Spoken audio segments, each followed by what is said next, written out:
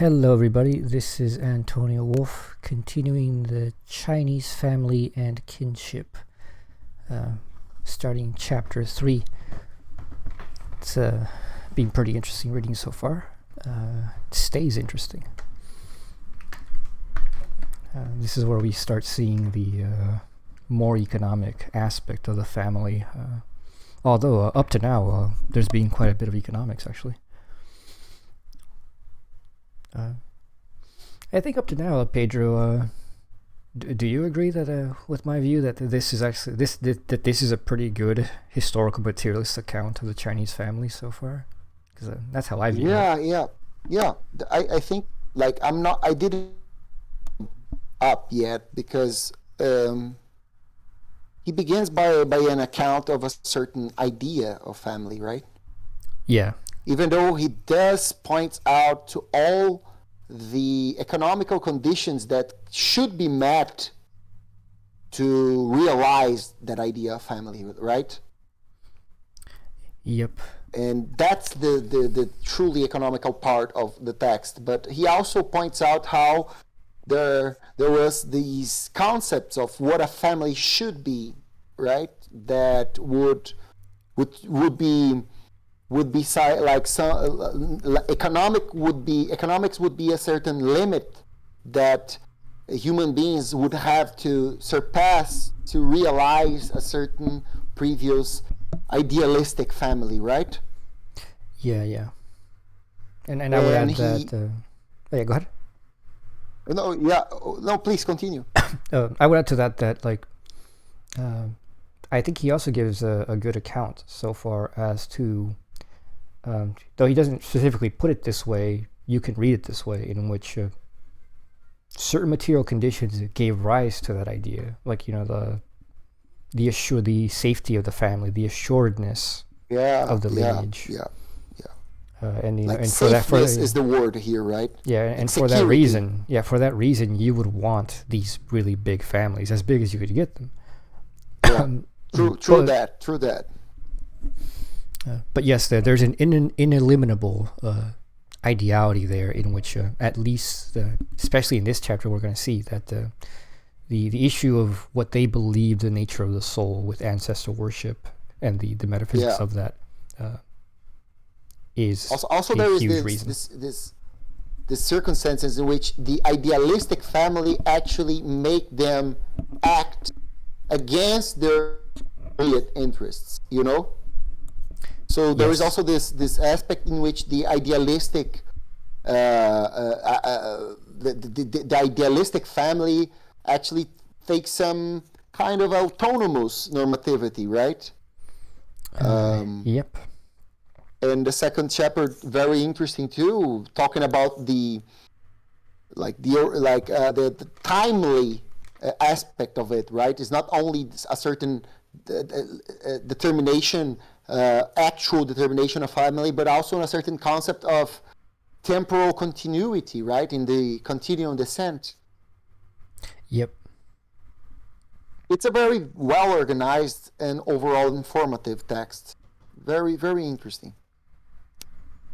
All right, let's get going. The lineage and the clan. The lineage. We have seen that despite the great weight which was placed on family relationships, the family was full of tensions. All the urging of the Confucian ethic could not prevent the group from breaking down constantly into small units which resembled the simple family much more than the undivided 5-generation extended family. Almost always the personality clashes within the family proved stronger than the forces for unity which were founded in a dispassionate sense of duty. The ideal continued to be believed in, but few could realize it, and the Chinese seem to have been no less blind to the actual scarcity of extended families than were those Westerners who reported them as though they were the norm in Chinese society. And a comment on that would just be that you see a lot of leftists today talk shit about the nuclear family, and they seem to believe that this arose because of capitalism. But clearly, here's a very clear example that it didn't. Yeah, that there was tensions within the clan, within these extended families, right? Yep. Like they were their tendency was to this kind of fragmentation into nuclear family, right? Yep. So continuing. But the principles upon which the family was built could be applied to groupings of kin much larger than even the extended family. In fact, in large areas of China, and especially in the southeastern provinces, these principles formed the basis of successful kin groups, which we shall call lineages. The lineage basically consisted of a group of males all descended from one common ancestor, all living together in one settlement, owning some property in common, and all nominally under the leadership of the man most senior in generation and age. Together with these males were, of course, their wives and unmarried daughters. This definition bears so much resemblance to what we have called the Chinese family that it is only at second glance that we see where the differences lie. The word settlement takes the place of household, and some property is substituted for all property. Yeah. The lineage and the ancestral trust. Let us invent an example of the formation and growth of a lineage. Farmer A has 2 sons. During his lifetime, he has worked extremely hard. He has had a certain amount of good fortune with his crops, and he has managed to build up a sizable farm. His sons B and C are also hardworking, and they get on well together, but they have no great desire to continue together as one family after A's death. When A dies, therefore, they compromise on the problem of dividing the estate. They wish to observe the proprieties and not break up their father's holdings, but they also wish to live and farm separately. They do it this way. They set aside a portion of the estate as a trust, calling it the Farmer A Trust, and they divide the remainder between them according to the normal rules of inheritance. Each son now has his own private holding and also a 1/2 share in the trust. The trust consists of land, and they take turns to farm this land. The income from the trust is used to finance the rituals for the worship of Farmer A as an ancestor. It is the Farmer A Trust after all. But if there is money left over after the rituals have been paid for, then B and C share it between them. In due course, B and C die, and their sons succeed them. Their private estates are divided between the sons, but the trust may not be divided. It belongs to the Farmer A line in perpetuity. So each son of the new generation also has a share in the trust. To return to our rope analogy, we can say that while some property is being inherited down the strands of the rope, a proportion of it continues to be held in the name of the rope as a whole. By the rules of the continuum, Farmer A is his own descendants as well as himself, and it is therefore only fitting that these descendants should come to call themselves the Farmer A Trust, which in fact they are likely to do.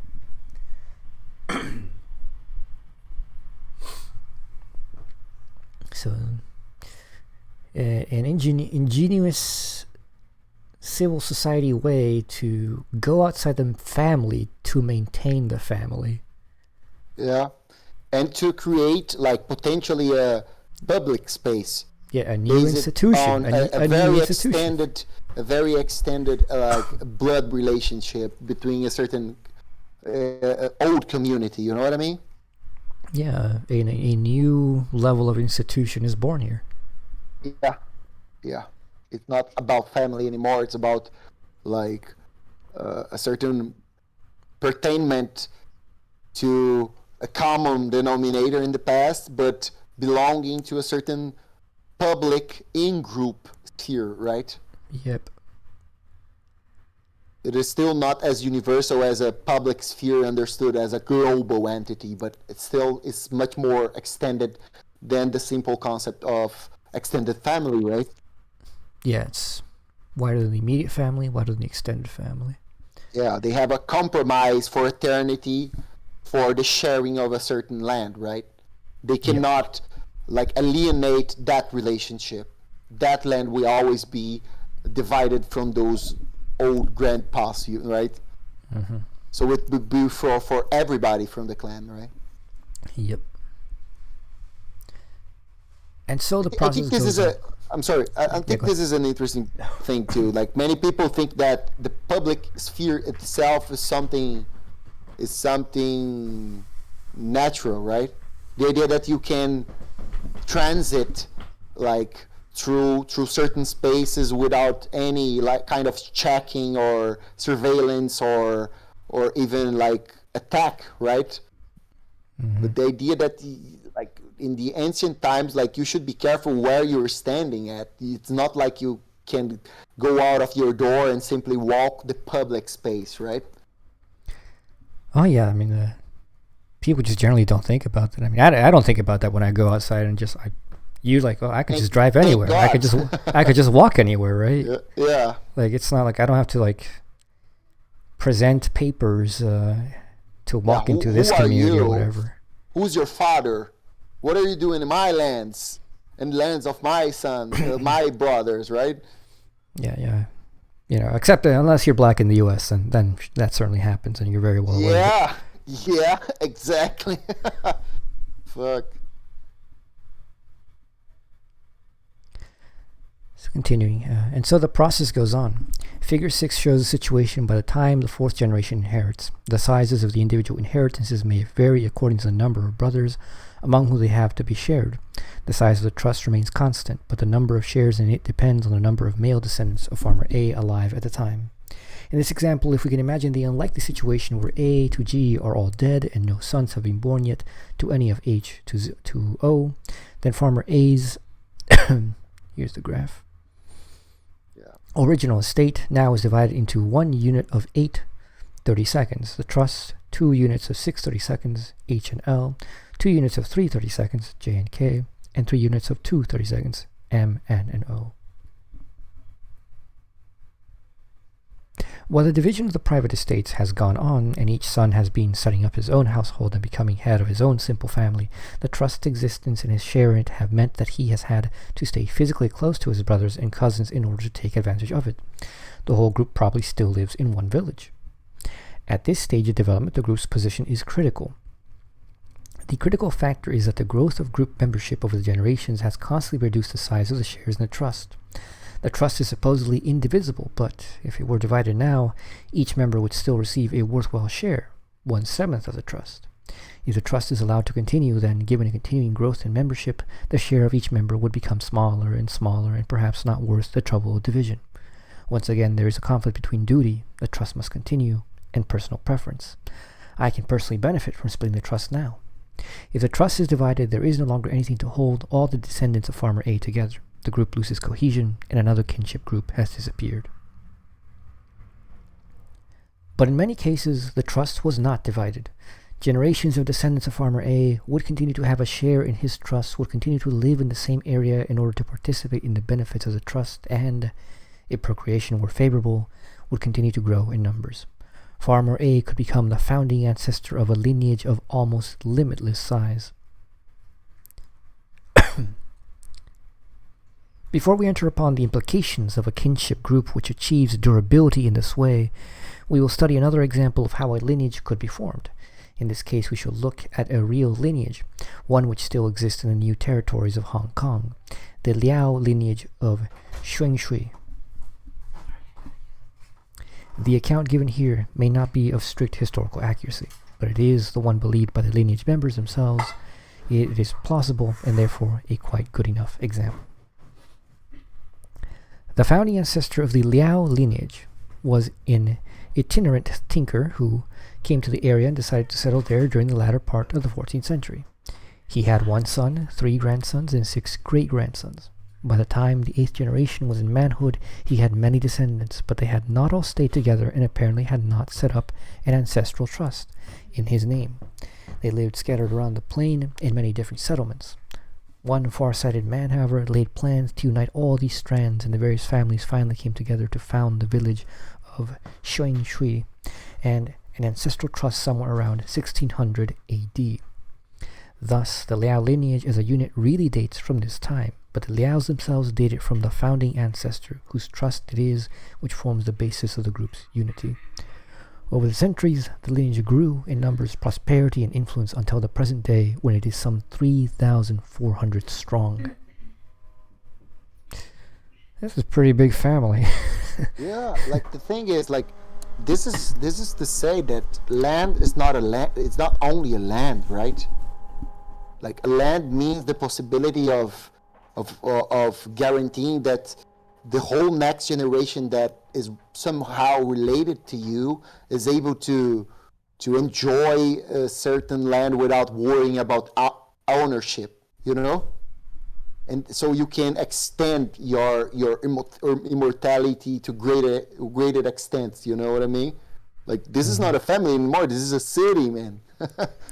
Yeah, 3,400 people is at least a town. It's a village, and they all belong to the same lineage. This is better immortality than the simple continual descent.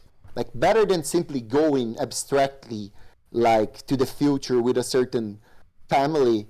Like, better is to found a nation, you know, in which every individual is part of the same genius. I think that's the Nazi fantasy, the old fantasy, right? Like a society of brothers and sisters, right? No, brothers, I mean. It's not sisters, clearly. Yeah, not in this case. Yeah, sounds about right. In this case, the rope of descent had frayed but was spliced back together in the 8th generation. Needless to say, all members of the lineage bear the same surname, Liao, since, as in the family, only the males and their wives stay with the lineage, the females being married out to other surnames. Let us return to our imaginary lineage. The Farmer A Trust has been seen to play an important role in holding the kin group together. Each member of the group wishing to stay in the close vicinity of the trust land and his fellow members in order to participate in the benefits from that land. But we have looked at the trust and at the rest of the property being inherited as though they were fixed finite amounts. If that were so, then a lineage would probably never develop, for in the private sphere, it would not be possible for more and more people to live off the original holding of land, and in the case of the communally owned trust, the share of each member must eventually get so small as to be no incentive to remain with the group. Clearly then, the economic situation could not remain static. For a lineage to develop, it was probably necessary for there to be available land lying idle so that new land could be opened up to support the growing population. Otherwise, of course, either some of the population limiting factors, which we discussed in Chapter 1, might come into play, or people would be forced to move away to seek a living. The ready availability of land may partly, but only partially, explain why lineages developed most easily in the southeast of China, that is, in the frontier regions most recently settled by the Chinese. Once more land would also be added to the ancestral trusts so that there was not expansion in the private ownership sector alone. But it could have happened that Farmer A Trust remained static while private land holdings increased, and we have said that as lineage membership swelled, so the share of each member in the trust was decreased, and the incentive to hold the group together was diminished. We should have said the economic incentive, because there was a clear political incentive to balance this, the great advantage which a large-sized group had in terms of power and self-protection in Chinese society. Yeah. The reasons why this should be so have partly been given in Chapter 1, and will be further dealt with in a later chapter. For the moment, we will note that once a lineage group had become established, the political advantages became as important as the economic ones. But even on the economic side, there was always benefit to be gained from the small original Farmer A Trust. Throughout the development of the lineage, the trust has provided a surplus of income over the cost of ancestral worship of Farmer A.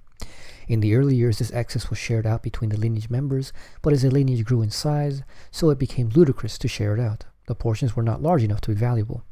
Instead, the surplus was kept back as a lineage fund. This fund became a more and more important factor in lineage well-being. It could be used to purchase more land for the trust, of course, or it could be used for essential public works, such as well digging, road making, irrigation works, etc. Holy shit, they're making a whole goddamn government. Yeah. In fact, the trust provided the lineage community, note again that the members are all living in one settlement, with a public fund and the means to joint action which were almost unknown to non-lineage communities in China. Have a big enough family and you get the benefits of having an actual government. Yeah. You get the benefits of being able to divide work in such a way that there are some minimal conditions which can be certain all the time, right, in your environment. Yep. Actual public goods. the fun thing is what he's doing here is very interesting. Like there is a certain impetus, potential impetus in family itself to the development or to the build up of a certain civil society, right? In which they all have something in common, some relationship with a certain original source, but they are not as compromised to each other as extended family was, right? And there is this neutral space in which they are like making their living, a certain space which is not, it's to everybody and not to everybody at the same time, right? It's very interesting, like the showing a certain development of a certain public space of civil society, whatever you call, from the original potentiality that already existed in family, right? Yeah. Yeah, I would say it's a very organic development. Yeah. So continuing, the Farmer A trust was unlikely to remain the only trust maintained by the lineage. Other descendants of Farmer A might also become the foci of trust, the membership of which would consist of all their descendants. Let us suppose, for instance, that B and C were both made the focus of a trust and some other land, therefore taken out of the private inheritance sphere. In B's case, the members of his trust would be D, E, H, J, and K, and their descendants. In C's case, F, G, L, M, N, and O, and their descendants. D could not be a member of the C trust, because he is not descended from C, and by the same token, M could not be a member of the B trust. But all the descendants of A remain members of the Farmer A trust, whether or not they are members of other trusts. If both B and C form the focus of a trust, then there is a nice symmetrical pattern of trusts set up, but in later generations it is unlikely that such symmetry would prevail. Figure 7 looks at the Farmer A lineage and shows the haphazard way in which trusts might have been formed over the first 5 generations. The ancestors with trust are shaded in. So A, B, C, D, E, J, Q, R, U, and X. Not sure why, he'll probably explain. So he says, thus the descendants of Z belong to only 2 trusts, A and C, while the descendants of X belong to 3, A, C, and X. Yeah. The descendants of Q to 4, A, B, D, and Q. Sorry, just looking.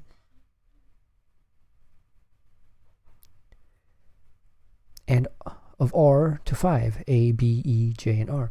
As a general rule, the number of trusts which exist in any one line of descendants is an indication of the wealth of that line.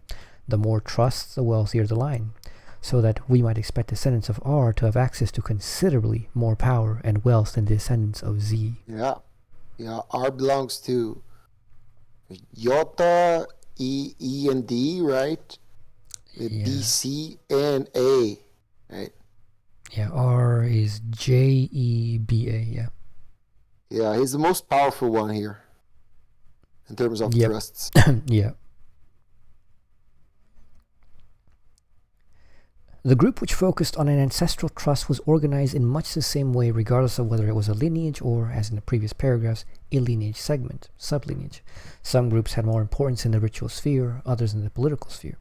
All seem to have had some importance in the economic sphere, though some segment trusts lost this importance if their members grew without expanding the trust itself. What happened when a sublineage trust was formed was that a group of lineage members was marking itself off from the rest of the lineage and salting away some of its wealth in such a way that no one outside the group could have a claim on it. The bonds of close kinship, ideally at least, laid any wealthy segment open to claims for help from less well-off lineage members, but the formation of an ancestral trust provided an ethically sound defense against such claims. The benefits must go to the descendants of the focal ancestor. Economically, then, the lineage might be quite highly internally differentiated. Not only segments focused on trusts, but individual families could be richer or poorer, some families being landless while others would have an excess of land over what they could farm themselves. We're seeing here like an in-group distribution of poverty, right? Mm-hmm. Organization and leadership of the lineage. In the family of the leadership, situation was clear. In the family, the leadership situation was clear. The generation, age, sex priorities, ensuring that everyone knew who should be family head. In practice, we have seen that the theoretical did not always apply, and that real authority might pass to the more able younger generation in the family, even if lip service was still paid to the authority as a nominal family head. In the lineage, the split between nominal and real authority tended to be very much more marked. As in the family, the lineage head came to his position by virtue of being the oldest male in the most senior living generation. If we look at the former A lineage, when A, B, and C have all died, then the lineage head will be whichever the generation D, E, F, and G is oldest. E and G are the younger brothers of the two pairs, so the lineage headship will go to whichever of D and F is the older. We may not assume that D will be older than F merely because B was older than C. After all, B may have had 6 daughters before D was born, while F might have been the first child born to C. The odds are in favor of D being older than F, however, because in Chinese families, older sons always married before younger, as we have seen. If D is the oldest, he is the lineage head. When he dies, the next eldest left alive is the third generation, becomes lineage head, and so on until the last male representative of that generation is dead.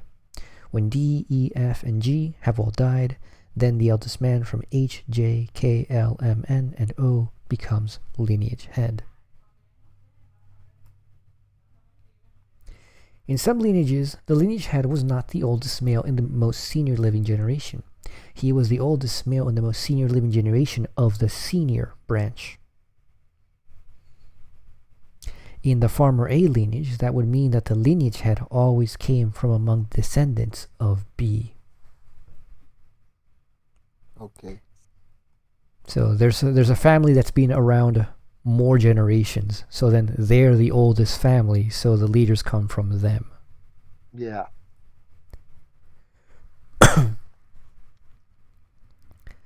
Now, if we consider what has been already said about poverty postponing marriage, we shall see that as the generations went by, those lines of descent within a lineage which were less well off were likely to be continually marrying later than wealthier lines. We can show this graphically, as in Figure 8. Let us suppose for the sake of simplicity that the line descended from X is richer than the line descended from Y, so that the descendants of X are marrying and reproducing earlier, at age 20, than those of Y who marry and have sons at age 30.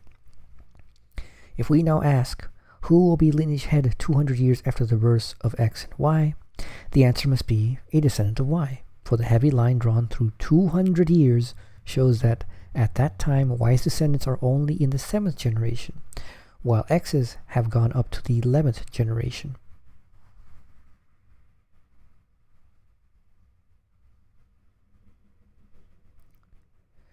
The 5th generation member of Y's lineage might still be alive at 80 years old, but the 5th generation member of X's line would have had to have lived to the age of 120 in order to qualify for lineage headship.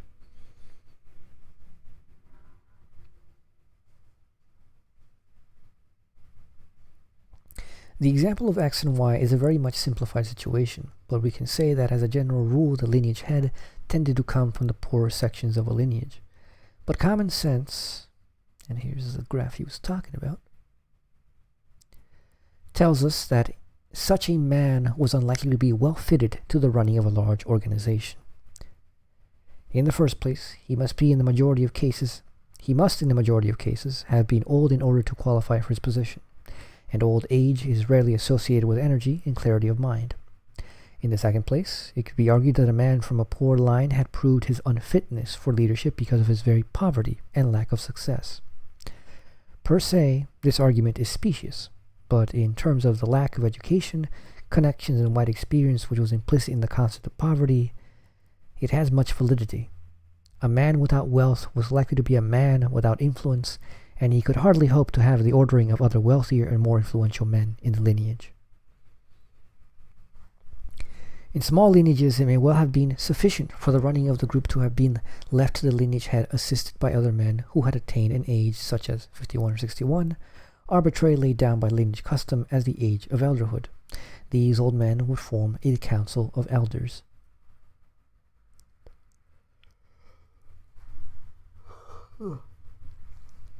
Quote, "The clan lineage was directed by a council of elders and a business manager. In principle, the council of elders was the center of authority that made all important decisions concerning the affairs of the clan, and the business manager administered its financial activities under the supervision of the elders.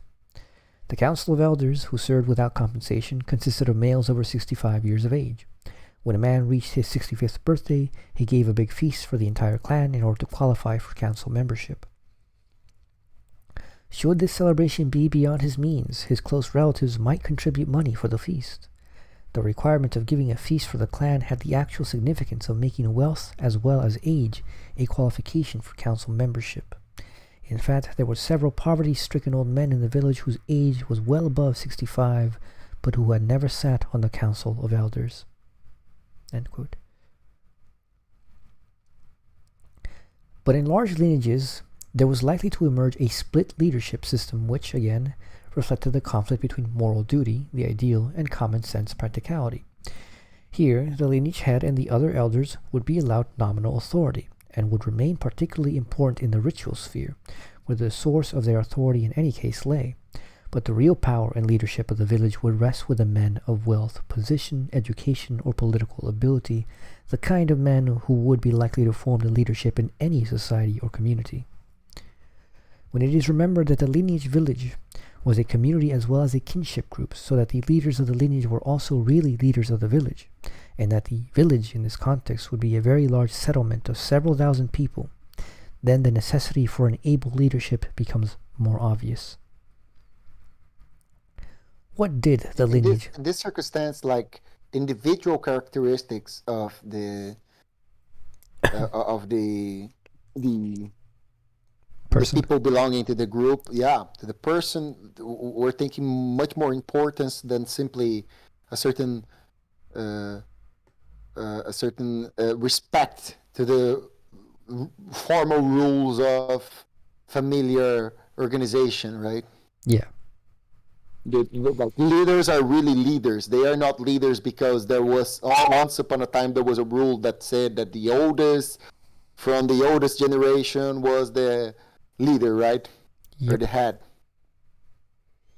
Yep, that's precisely it. This is a case of material conditions breaking through ideology. Yeah.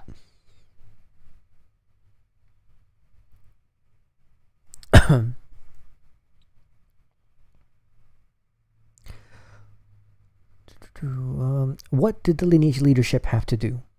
Its first responsibility was to organize the ceremonies of worship of the founding ancestor, and to ensure that the funds to pay for these were forthcoming.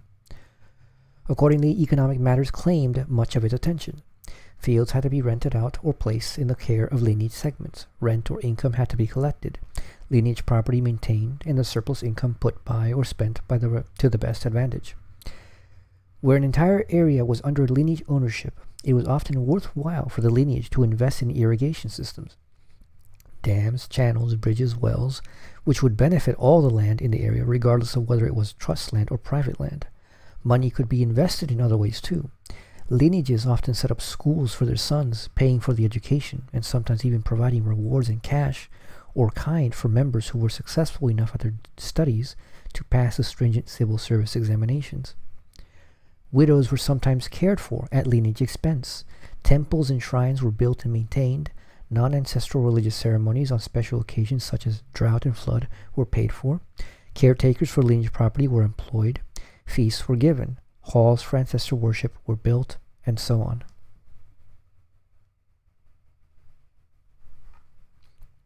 Lineage investment, therefore, was complex and valuable, and the lineage leadership had to protect that investment. So it organized its own watch system, which patrolled the lineage-controlled area and gave warning of and some protection against thieves, bandits, flood, fire, and civil commotion. On a wider scale, the lineage also had to guard against other lineages, a matter which we shall take up on which we'll take up again in a later chapter. And to this end, it built defensive walls and moats and collected together weapons and armor. As a community leadership, the lineage leadership had to deal with disputes and internal antisocial problems. In small lineages, maintenance of order might be entirely in the hands of the elders, who would mediate disputes, give judgment, and pass sentence on offenders, all on the basis of an uncodified body of locally accepted standards of behavior. Without official legal sanction, these men were able to use the weight of public opinion in their own communities to enforce judgments which in some cases might go as far as corporal or even capital punishment. In larger lineages, there was likely to exist a written code of conduct which was held to be binding on all lineage members. Offense against this code was punished by the leadership, powerful men in their own right, who passed sentence either according to their own sense of justice, which again must have taken great account of the accepted community standards, or according to the punishments which some of the codes laid down. The code of conduct was usually to be found in the Lineage Genealogy, a book periodically revised, which kept records of the descent lines of the lineages, preserving for posterity the names, titles, deeds, and writings of the lineage ancestors. One of the sections of the Liyue Lineage Genealogy Code runs, quote, "If any male becomes an entertainer or a lictor, or is adopted into another surname group, or becomes a priest, or commits a serious offense against lineage rules, his name should be expunged from the genealogy." End quote. Entertainer? What it means? Like, you're a fucking clown. Get out of my genealogy. You're trying to make a living making music? Get out of my family. Like, get out of my town. not under my lineage. The roof of my lineage, you know?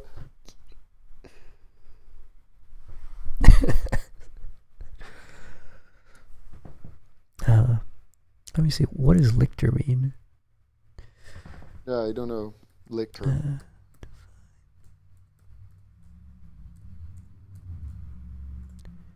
Lictor.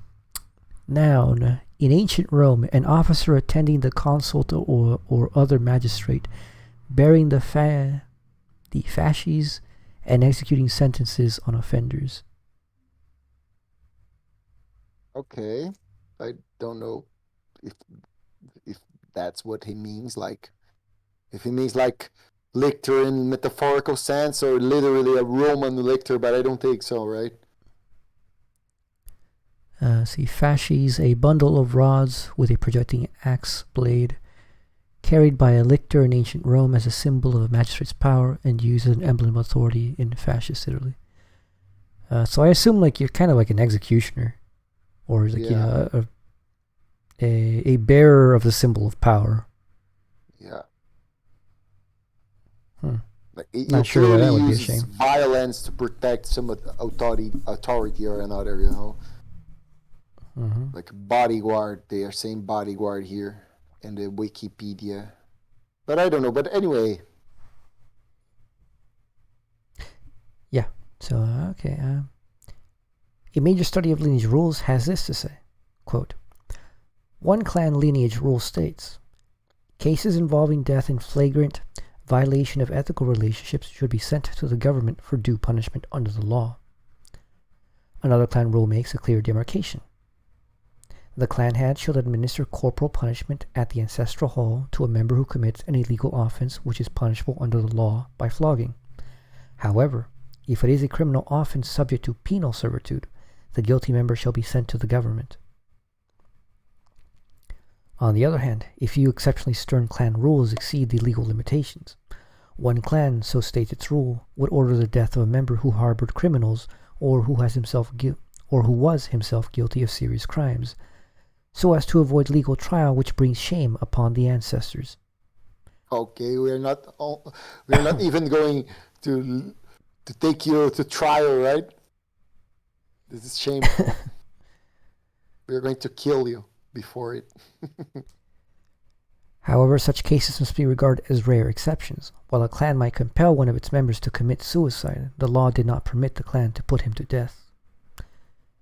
End quote.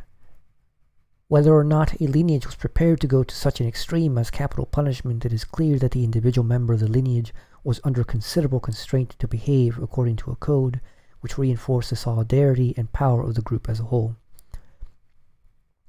But as with the family, there were high returns to the individual for his loyalty and obedience.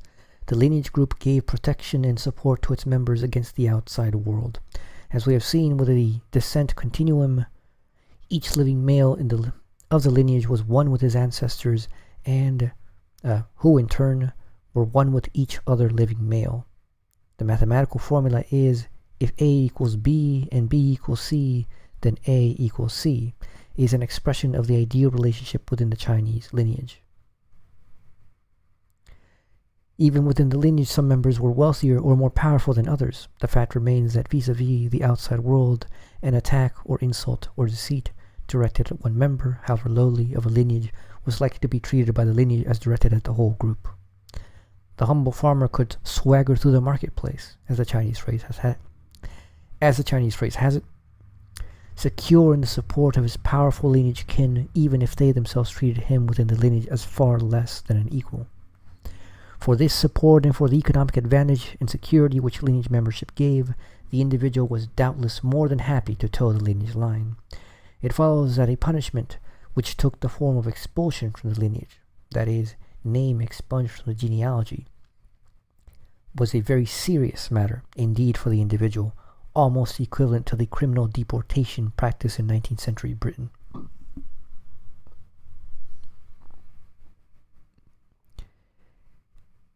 A Liao who was converted to Christianity early in this century and became a colporteur for the Hong Kong and New Territory Evangelization Society was hounded from the village with his family, and his house was closed up and apparently sold by the lineage elders. Man, this dude had a lot of motivation to conversion, right? He had no chance, like he was expelled from his lineage, right? Yep. So, oh yeah, you motherfucker, so I'm going to become a Christian, fuck you. And colporteur is a peddler of books, newspapers, and similar literature. So he was an evangelist. Okay. It's like an elder. It's not elder. It's like those guys, American dudes who go throughout the world. Like, I think it's elder. Their names, something like that. You know? Yeah, they're usually older people, but yeah. It's not their name. No, but anyway, let's continue. I don't know how to explain that. Well, I mean, the practice is usually like is evangelism. Like, evangelism is those people who, like going out and, like, have you heard of Jesus Christ? Yeah. And they're like, do you want a Bible? Because they have a million copies of the Bibles. I know why your life is empty. Because you lack God. Yep. Each individual was a member of the lineage trust, but, as we have seen, there were often many more trusts than one in a lineage. The larger a lineage became, the more importance came to be given to a certain sub-lineage trust. To put it another way, some sub-lineages or lineage segments came to play a more important role as a lineage which they composed became larger and more unwieldy. The further the living generations receded from the founding ancestor, the more distant apart from each other the various lines of descent from that ancestor became, and the less strongly must a man have felt himself to be related to many other of the lineage members. In these circumstances, the sub-lineage trusts became crucially important. We have looked at them so far as devices for splitting one segment of the lineage off from another. But if we look at them from the bottom, as it were, we can see that they were the points at which the split-off segments joined back into the body of the lineage. The segment trusts were important then as links into the lineage which were close enough to the individual to have meaning for him, but which themselves were only meaningful in a total lineage context. The following quotation gives an example both of how segmentation of a lineage could be divisive and how nonetheless the overarching lineage organization worked for unity. It's a highly speculative point being made right here, that the difference in unity, that if they can't differentiate and individuate themselves, they lose the connection to the universal. Yeah. Which was a tension already happened before, right? Like all the time. that were implicit. The idea that even though the individual was completely subordinated to the continued intent and the objective of making a five-generative family, he was essential as an individual, as a particular being belonging to that descent and to that particular family, right? Yep. And it's clear how that was the case, because even though there were all those demands on the individual, he clearly had some, at least, security advantages to the belonging to the family and to the belonging to the lineage too, right? Yep. So now the individual is emerging here as an important factor to the organization of collectivity itself, right? Yeah, and particularly the recognition of the individual to themselves as an individual within that collectivity. Yeah.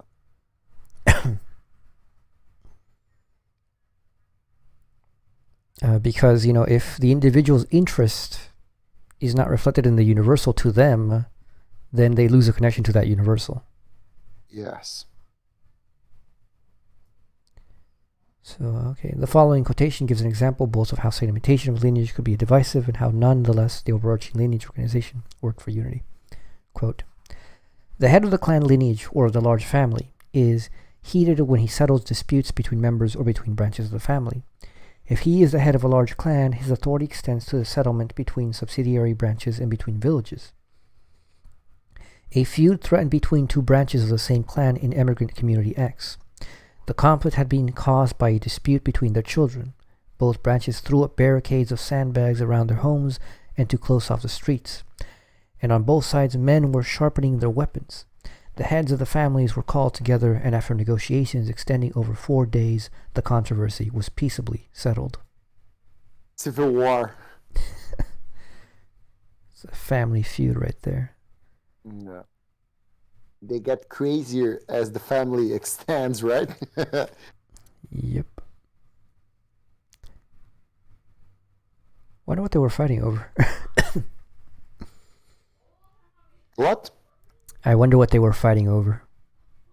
Like, I don't know. Don't know. Probably some dispute about land. Like, I mean, I've never had that happen, but like there are people like I know stories. They said, like, at least they were claiming, allegedly it was a conflict because of dispute between their children, right? Allegedly, but Yep. who knows?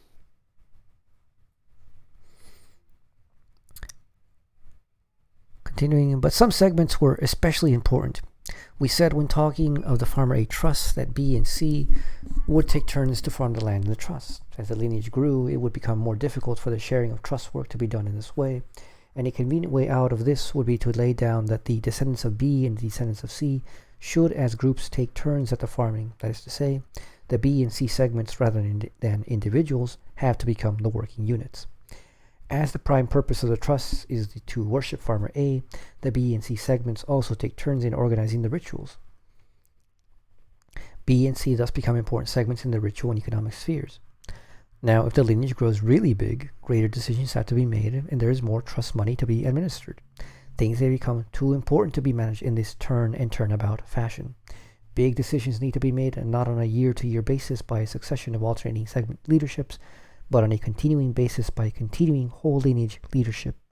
This lineage leadership, however, in order to be felt to be representative of all members, by all members, must include men from each of the segments, which we have already said are groupings to which the individual can relate more easily. So the segments become important in the political sphere too. In Feng Shui, the Liao lineage gives importance to two sets of lineage segments. Their early genealogy is given slightly simplified form in Figure 9. The founding ancestor had only one son but 3 grandsons. The segments focusing on the trust of these 3 grandsons have become important ritual groups, and all lineage ritual includes a representative from each of the 3 segments. But in political matters, it is the 4th generation, the generation of the great-grandsons of the founder, that counts. The reason for this seems quite clear. The descent line from the middle grandson to the founding ancestor has flourished and grown much stronger then the lines of either the eldest or the younger grandson. If political significance were given to these segments focused on these three ancestors, then on the one hand, the majority of lineage members would have a minority representation in lineage matters, and on the other hand, the middle grandson segment would tend to be too powerful for the other two and tend to overwhelm them in importance. However, by focusing on the fourth generation, where the middle grandson's line is itself split into two, then four political segments of more roughly equivalent weight are created. In all political matters in Feng Shui, it is the segments focusing on the fourth generation which each had to be represented. Okay.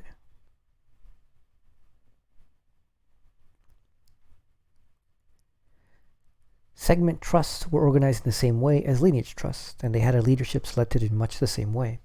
In large lineages, the segments were more important than in small, and in fact, could be said to be lineages within lineages. Just as large lineages had two kinds of leader, so did large segments.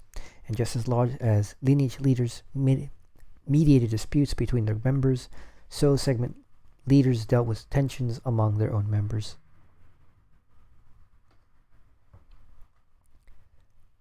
The lineage and the village. We have tried to show that the lineage was very similar in structure and certainly in basic ethos to the family. It contrived to make the most of the Confucian ideal of kinship as an organizing factor, while at the same time it managed to avoid the major pitfall of the extended family, that is, the disruptive effect of personality clashes where the group was confined to one household. In short, the lineage capitalized on the idea of the extended family, having many of its advantages and few of its disadvantages. Internally, a lineage could go on dividing into segments, and the family pattern could be extended or simple, but the group itself remained a viable whole. Given this, there was little reason for fission, and the lineage could go on getting bigger for just so long as it was able to do so on its available land and space. Here, of course, external factors were important, and these will be dealt with in a later chapter. But we should note that the lineage was an expansionist organization. It looked inward for cohesion and cooperation and outward for antagonism. It reached its peak efficiency when it operated in its own It reached its peak efficiency when it operated in its own totally controlled environment, its own village surrounded by its own land, and therefore it tended to expand towards this objective. The possible constant expansion of the lineage gave rise to some huge groups. We have already seen that the Liao lineage of Feng Shui grew in the space of some 600 years to a membership of over 3,000. The reader may have guessed by this time that the reference in Chapter 1 to families of 500 to 750 members was in fact a reference to lineages, though the authors of that quotation did not use the word lineage. These are large groups, but there were others even larger, and references to lineages of 10,000 and even 30,000 members are to be found. Much of the discussion of the lineage given here assumes one village, one lineage conditions, but it should not be forgotten that multi-lineage settlements were common even in southeastern China, where lineage organization was strongest. Mm-hmm. A village in which more than one lineage lived was ultimately almost bound to be a village in which conflict was present. Each lineage would, almost by definition, be trying to expel the other lineages from the village. I once visited a small single lineage village in the New Territories of Hong Kong and listened to a long and gleeful account by an old man of how his lineage had ousted the other two lineages which used to share the village. He pointed with pride to two dilapidated ancestral halls and claimed that interference with their geomantic siting had been largely responsible for the failure of the unfortunate lineages which used to worship in them. For Geomantic Warfare, see Chapter 6 in Appendix 2. Another part of the New Territories. And by the way, I think the geomantic thing has to do with there's a whole thing in Chinese superstition about Feng Shui, which houses and halls and things and rooms and what goes in a room has to be in specific places, made of specific things, facing specific directions, north, south, west, and east. So you fuck with white lady are now recovering these ideas, right? There's a codified way, but there is there are magical properties to it. your lineage was destroyed by mine because you didn't know how to fucking clean your room, right? Jordan Peterson style. Yeah, fucking around with people's stuff like that. Whew. So, in another part of the new territories, quote, Tung Sam Tsuen, or I would say T is the Dung Sam Tsuen. Dung Sam Tsuen is a mixed surname hamlet with as many as 3 different surnames represented in a single row of 9 houses. People still say they dislike living cheek by jowl with people of different surnames, and the movement of a Dung Sam Tsuen seems to be continuing. It has more empty and tumbled houses than any of the outlying hamlets, all of which are inhabited by people of a single surname. Fights, disputes, bullying, and all-around uneasiness would mark village life in many such cases. The following quotation describes conditions in a village in Guangdong Province, not 100 miles from Feng Shui. Quote, familism and clanism were visibly built into the physical plan of the village. The houses were grouped by clans, lineages, so that each section was separated from another by gates. Even families of each subdivision of a clan were generally concentrated on the same street or alley. Inter-clan rivalry was intense, sometimes flaring into open conflict. At such times, children of one clan did not dare to play in another clan's territory. Yeah, that's what we were talking about, right? You simply do not walk around freely. Yep. Out of your bounds, right? Yep. Members of such lineages would be unlikely to marry each other, for conflicting loyalties would produce even more tension. The village was disunited in leadership, and unified action in the political and economic spheres was not easy. By contrast, a single lineage village was a unity, and its internal divisions were purposeful, functional divisions, segments of a whole. The possibilities for strong, united action were much greater. Of course, not all multi-lineage settlements were strife-torn. Much might depend on environment. Even in an area of strong lineage dominance, for instance, small lineages of different surnames might band together for protection and coexist peacefully and with good cooperation. But such settlements were likely to be as defensive, negative, and static as single lineage villages were aggressive, active, and expansionist. We have been looking at the lineage as an institution and treating the village in which it resided as a secondary feature. If we turn this idea upside down and look at the village as the main focus, then the lineage may be seen as a way of organizing a community, which is probably the most efficient and viable form which the Chinese village achieved. Reference to Chapter 1 and our discussion of the ideas of Chinese political philosophers on the role of the family in society will show how closely the lineage corresponded to those ideas, even if the family itself did not. Why was the lineage not found in equal strength throughout China? Is the first question which springs to mind when it is seen to have had such obvious advantages over the non-lineage settlement. The answer to this has not been fully worked out. Some have suggested that the lineage was a response to a frontier situation, and that therefore it occurred mainly in the southern, newest settled, wildest regions of China. Persuasive argument to the contrary springs from field research in Taiwan. Quote, far from fostering the development of strong, localized lineages, frontier conditions tended to inhibit such a development by requiring extensive cooperation for defense and environmental exploitation among unrelated family and lineage fragments. Conversely, one might argue that only where frontier conditions do not exist, where hostile forces are not present and working the land does not demand extensive cooperation with non-agnates, is a patrilineal ideology likely to become dominant. End quote. It has also been suggested that lineage development was connected in some way with rice farming and the need for cooperative labor, and that this explains why the north of China, where rice does not grow, has few lineages. Others have concluded that the older settled north lost its pattern of lineage settlement over the centuries as war and strife played havoc with the population.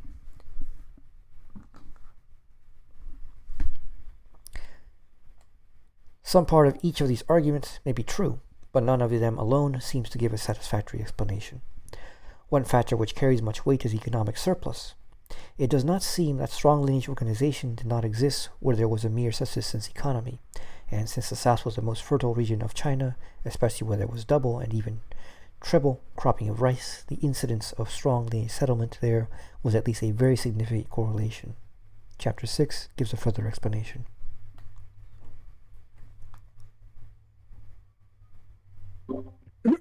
Hey, AW. Let's just. We're almost done with the reading. We're just finishing. Okay. Cause I had a question. Hold that. I think we only have recording. Don't worry. We have only a couple pages. Yeah, literally like about 4 pages. That's it. Yeah, we're finishing. Yeah, I'll just listen. All right. So, the higher order lineage and the clan. The connection between family and lineage is close and obvious. One could grow out of the other. The lineage itself could grow and split in such a way that several new lineages emerged. For example, in the new territories of Hong Kong, there is a large number of villages inhabited by lineages bearing the surname Dong. The founding ancestor of the Dongs settled in the area about 1,000 years ago, and over centuries his descendants either grew too numerous to survive in the territory which the original village possessed, or fell out among themselves, so that gradually other lineage villages were founded on widely scattered sites. So we can blame them for Dong Xiaoping.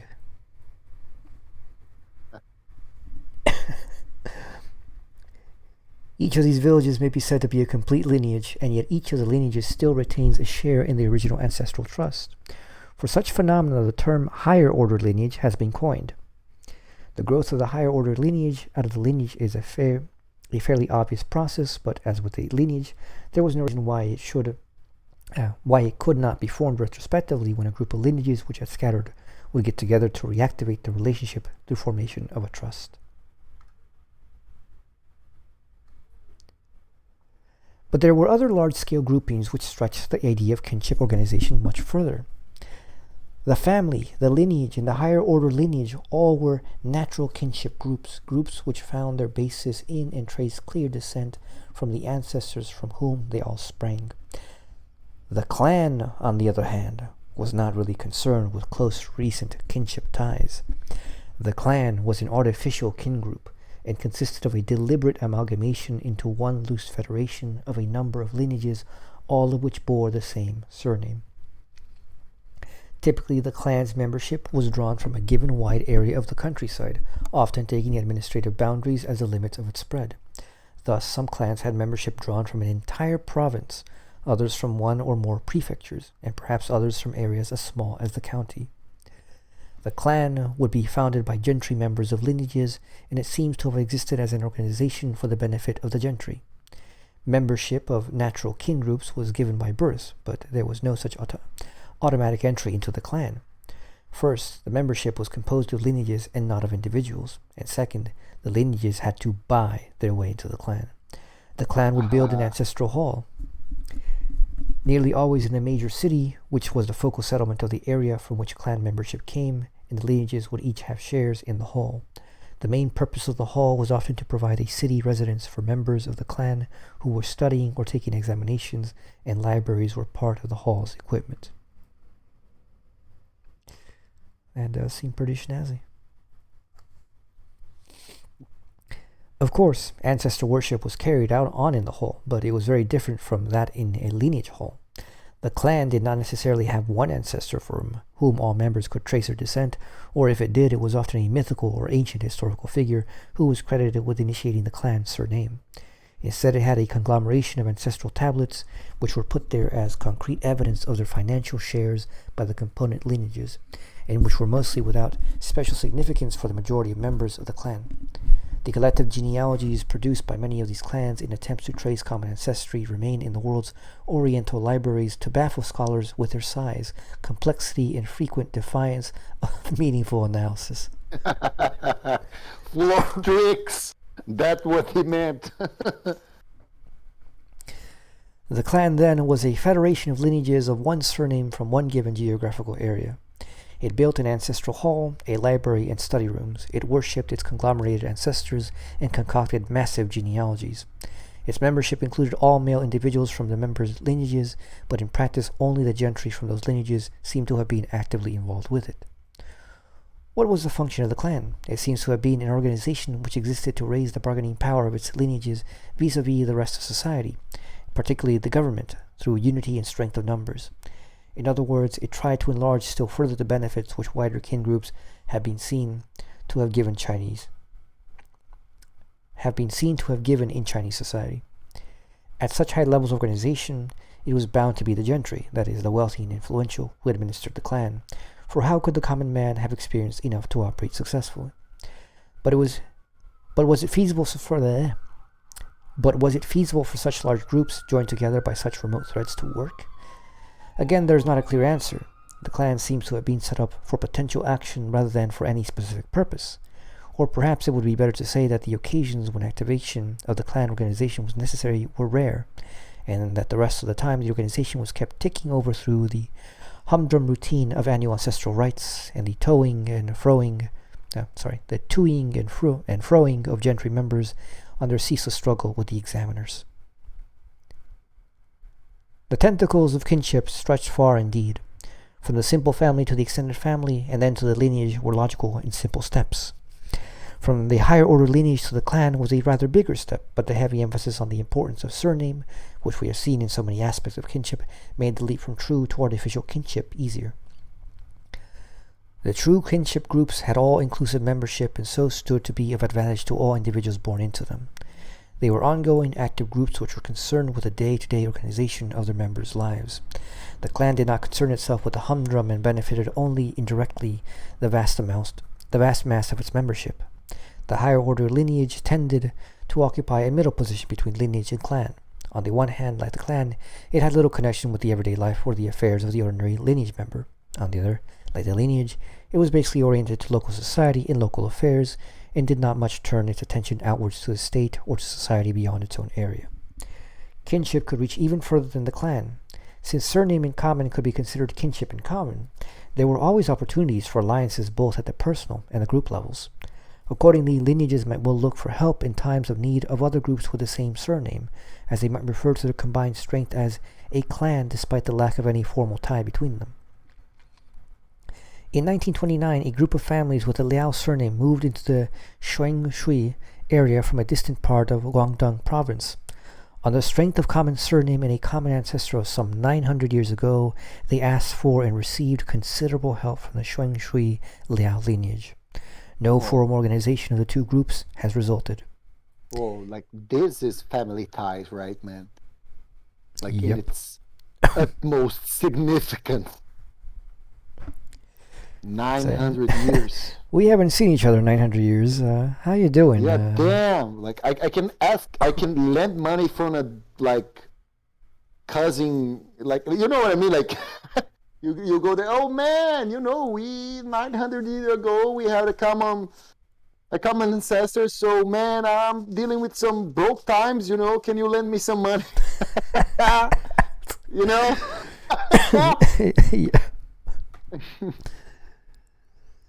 We shall see in Chapter 7 how surname could operate between individuals too as a basis for joint interest. In brief, kinship principles operated at many levels of social organization, large or small, formal or informal, permanent or transitory. Nice. All right, that was Chapter 3. It's pretty good. Pretty good. Very nice. The best chapter so far. Much more concrete stuff going Yeah, on. definitely. All right, we'll leave it there. For those of you listening, hopefully you find that interesting. See you next time.